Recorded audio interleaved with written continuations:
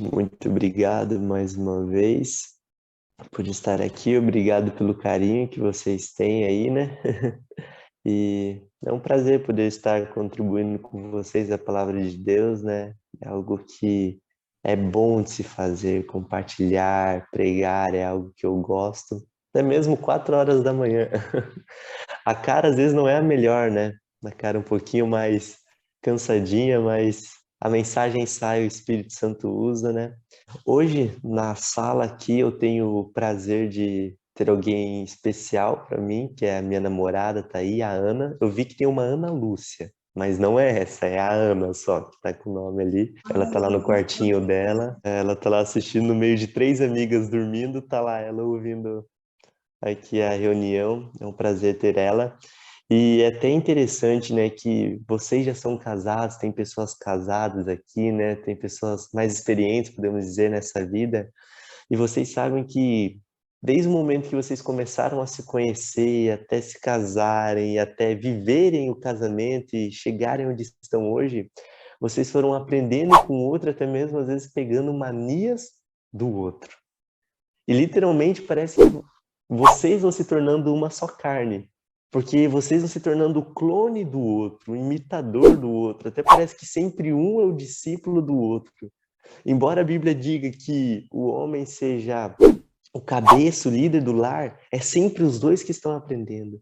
É sempre os dois que se entregam ao outro, é sempre os dois que imitam o outro, podemos dizer, até indiretamente, né? E às vezes os costumes são bons ou são ruins.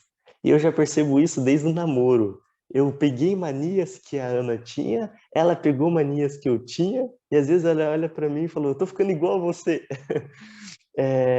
Já faz aí 10 meses que estamos juntos, mas é verdade, faz parte. E na vida cristã é a mesma coisa. Quando Deus nos chama, Jesus nos chama, ele diz: "Siga-me", e pede para sermos imitadores dele.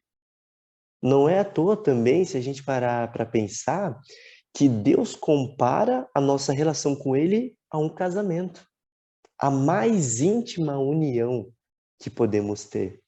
E hoje com vocês, é, não começarei abrindo em um versículo bíblico, mas no meio da palavra nós vamos abrindo aqui em alguns textos rapidamente, mas eu gostaria de conversar e falar para vocês como que era a educação na época de Jesus e como que ele deveria ter sido educado.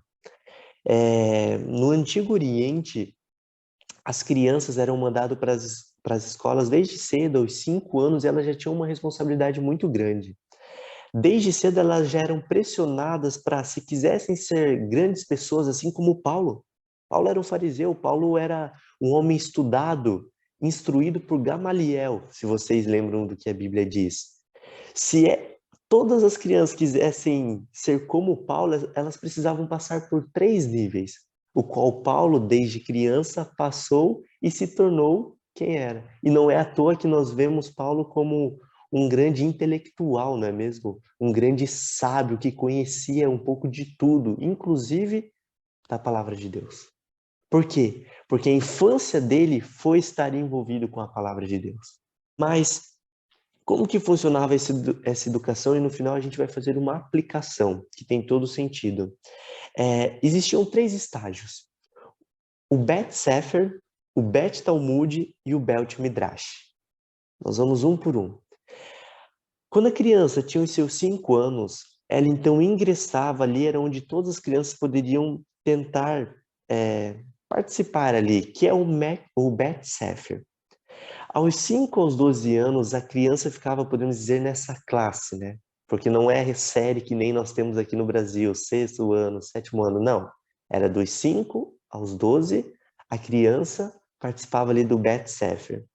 Nesse período, a criança tinha que decorar toda a Torá. Toda, decorar a Torá. Porque no final, aos 12 anos, ela teria um teste, no qual geralmente apenas 10% das crianças passavam. Aqui, podemos dizer, já era peneirado, né? As crianças queriam avançar para frente. Imagina, talvez se entrasse 100 crianças já seria muito, apenas 10 prosseguiriam, de 100. E então, aqui elas eram instruídas sempre a decorar toda a Torá. Quem passasse para a segunda fase ia então para a sala, para a classe chamada Bet Talmud.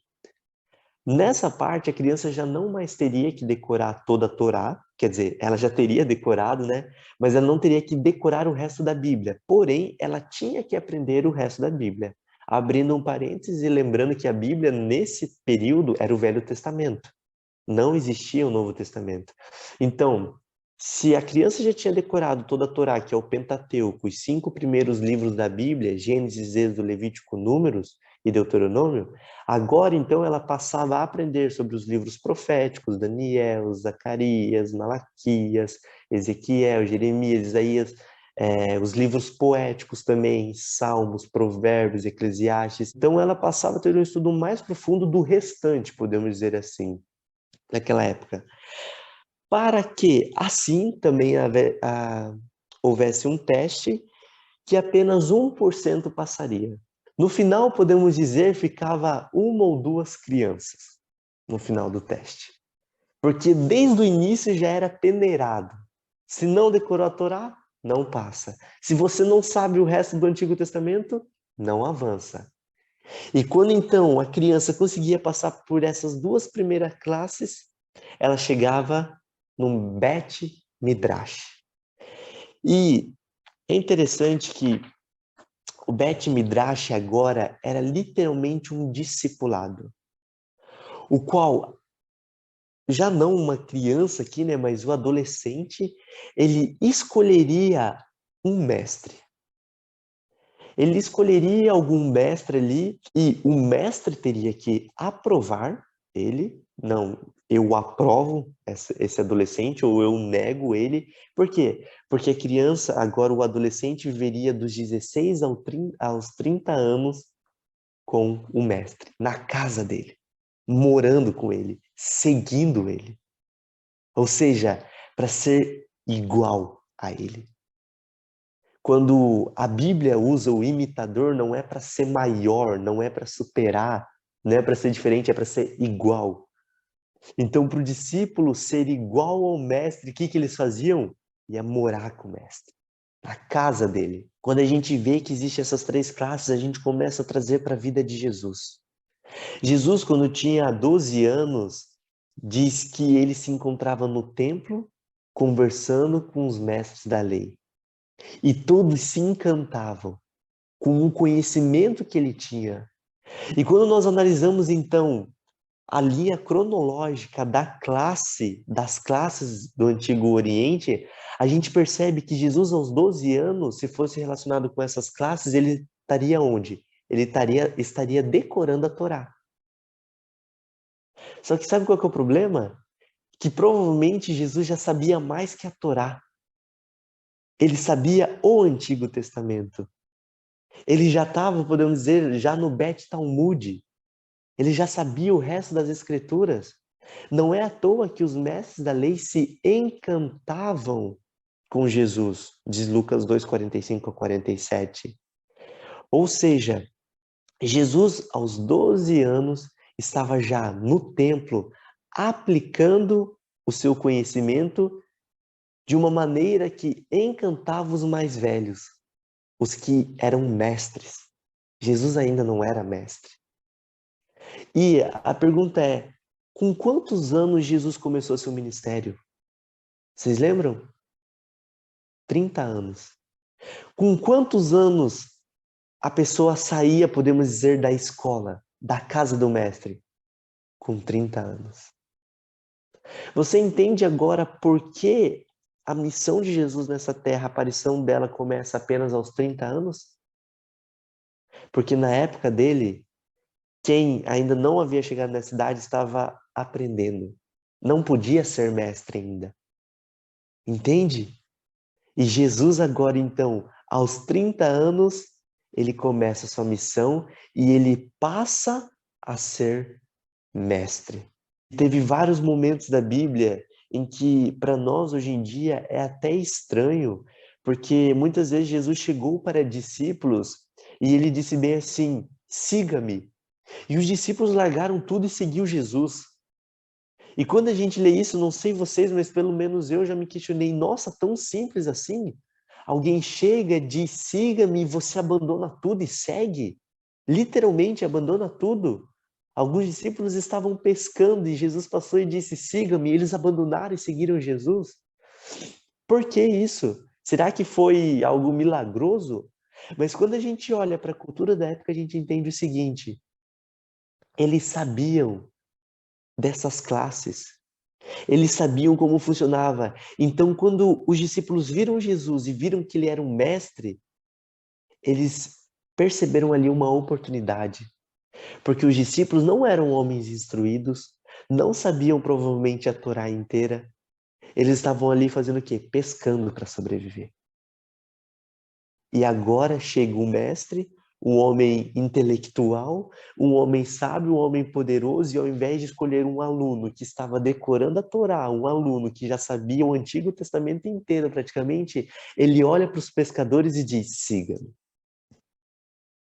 Ele dá uma oportunidade para os homens. No momento que eles largam tudo para seguir Jesus, não era anormal para eles naquela época, era normal. Mas sabe onde começa a ficar interessante? Que eu disse que na Bet Midrash, quando o aluno escolhe um mestre, se vocês prestarem atenção, é o aluno que escolhe o mestre, não o mestre que escolhe o aluno. O mestre tem a opção de negar ou aceitar. Mas quando Jesus escolheu os seus discípulos, a gente percebe que foi ele que escolheu e não os discípulos que escolheram ele. E isso fica para a vida inteira. Hoje é Jesus que nos escolhe, não nós que escolhemos ele. Ele vem, lembra que eu já preguei até aqui para vocês? Eis que estou à porta e bato. É ele pedindo para entrar, é ele pedindo para ser o nosso mestre e pedindo para nos educar. Sabe qual que é o ponto culminante de tudo isso? Jesus era um homem inteligente, Jesus era um homem poderoso, mas quem foi o mestre de Jesus? Não foi nenhum ser humano. Jesus não tinha nem condições de estar numa escola. Então, como que ele sabia tanto?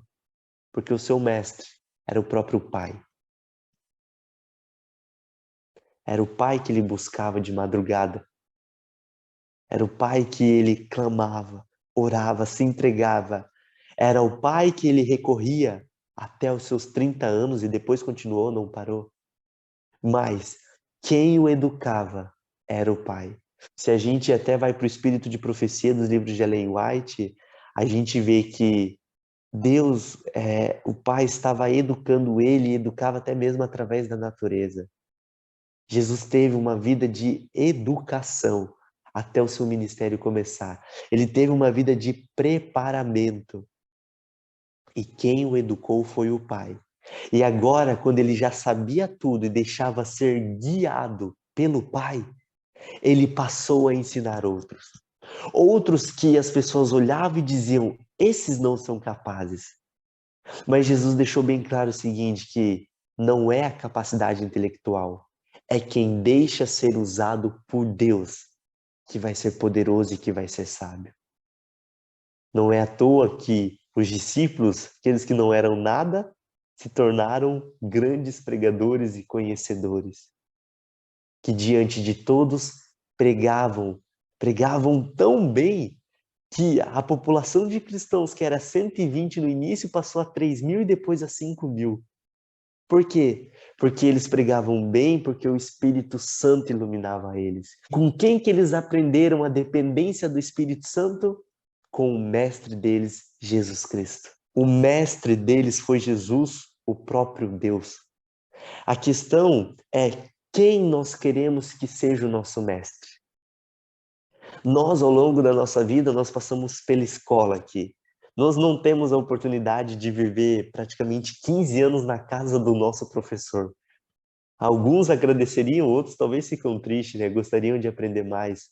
Mas existe um professor que quer estar conosco ao longo de toda a nossa vida, que é Jesus Cristo. E não é à toa que parece que quanto mais a gente lê a Bíblia, estuda a sua palavra, mais a gente tem a aprender. Porque o conhecimento de Deus, primeiramente, é infinito.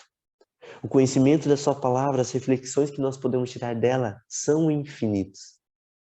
E nós temos muito a aprender. Porém, como iremos aprender se não temos buscado a Jesus? Se não temos escolhido um mestre para o dia a dia? Se não temos escolhido um mestre para comer com ele, para não dormir com ele, mas dormir no mesmo lar que ele? Para que ele cuide de nós? Nós precisamos passar tempo com Jesus. É só com o tempo que a gente imita as pessoas. E é só com o tempo que nós seremos imitadores de Jesus Cristo. Não é à toa que um Bet Midrash durava 14 anos. Era 14 anos o aluno morando com o mestre para sair dali como mestre. E hoje, quanto tempo nós estamos passando com o mestre? Às vezes a gente passa tempo e sai diferente ao invés de sair igual a Jesus. Diferente que eu digo, nós devemos ser diferentes do mundo, mas ao invés de sairmos iguais a Jesus, a gente sai diferente dele. Ou seja, a leitura às vezes pode ser superficial, a oração pode ser superficial. E ao invés de nos aproximarmos, estamos nos afastando. E agora, vamos abrir a Bíblia. Quando abrimos lá em Lucas 9, nós vemos o seguinte texto, Lucas capítulo 9, versículo 23. Agora vamos correr em 4 versículos rapidamente, 3 a 4 versículos. Lucas capítulo 9, versículo 23. A palavra de Deus diz assim: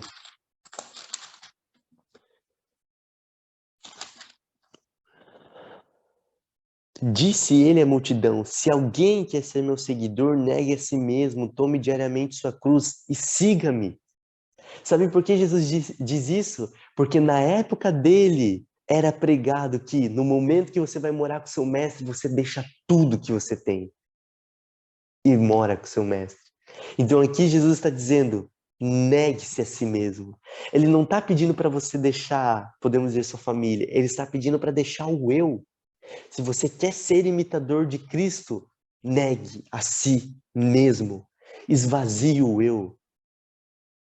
Nós só vamos conseguir morar com Cristo na casa dele, aprender com ele, quando dia a dia estivermos nos esvaziando, deixarmos que a vontade dele seja feita. Mais à frente, Lucas 14, 26, vai dizer o seguinte, diz assim, 14, 26, Lucas capítulo 14, versículo 26. Se alguém que me segue amar pai, mãe, esposa e filhos, irmãos e irmãs e até mesmo a própria vida mais que a mim, não pode ser meu discípulo. Você percebe que Jesus vai pegando o contexto da época e aplicando para ele? Para aquele povo não era estranho você amar, podemos dizer, mais um mestre do que a sua família, porque demonstrava que você estava se dedicando e queria ser um imitador do seu mestre. É por isso que Jesus diz: vocês não podem amar mais isso. Primeiramente, porque vocês amariam mais que a Deus. E segundo, vocês precisam estar focados na missão. Vocês precisam amar tanto a Deus que vocês vão ser imitadores de Deus. Que vocês vão ser um clone de Jesus Cristo. Que as pessoas vão olharem para vocês e digam: nossa, parece Jesus. E hoje, nesse mundo, nós podemos receber esse elogio. Não sei se vocês já receberam, mas quantas pessoas já chamaram vocês de nossa, é crente? Você é crente, né? Às vezes faz a pergunta, você é crente, né? Por quê? Porque as atitudes são diferentes. E a Bíblia aqui que diz, se você quer ser imitador de Cristo, seja como Cristo. E para ser como Cristo, você vai ter que negar até mesmo a educação que seus pais te deram, se vai contra o que Deus tem para te ensinar. Ou seja, Jesus precisa ser o mestre maior. E para isso precisamos negar a nós mesmos, precisamos negar o nosso redor, as pessoas que estão ao nosso redor. Precisamos aceitar plenamente Jesus. Claro que com isso eu não estou falando para a gente ignorar nossos pais, ignorar nossos amigos. Não. Mas eu estou falando quem tem sido primeiro em nossas vidas. A quem nós temos buscado. A quem nós temos dado atenção. Hoje esse versículo a gente pode ampliar em nossas vidas. Nós temos que deixar as redes sociais, nós temos que deixar os aparelhos eletrônicos, a mídia, para seguirmos a Jesus. Porque hoje nós vivemos num mundo em que quando um vídeo viraliza, todo mundo faz igual. Percebe? Vocês já perceberam isso? Se vocês veem um pouco de qualquer rede social, dá para ver. Um vídeo viralizou, todas as pessoas fazem igual. Todas. Elas imitam. A pergunta é, nós como cristãos, nós vamos imitar o que as mídias sociais estão trazendo ou o que Jesus está trazendo? O que nós temos colocado acima? Às vezes é tão fácil a gente imitar um videozinho ali, mas e Jesus? Nós temos imitado, nós temos negado o eu, nós temos deixado que Jesus realmente seja o nosso mestre.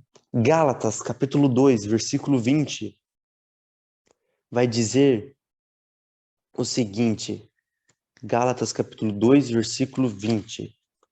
Gálatas 2, 20 diz o seguinte, fui crucificado com Cristo, assim já não sou eu quem vive, mas Cristo vive em mim. Portanto, vivo neste corpo terreno pela fé no Filho de Deus que me amou e se entregou por mim.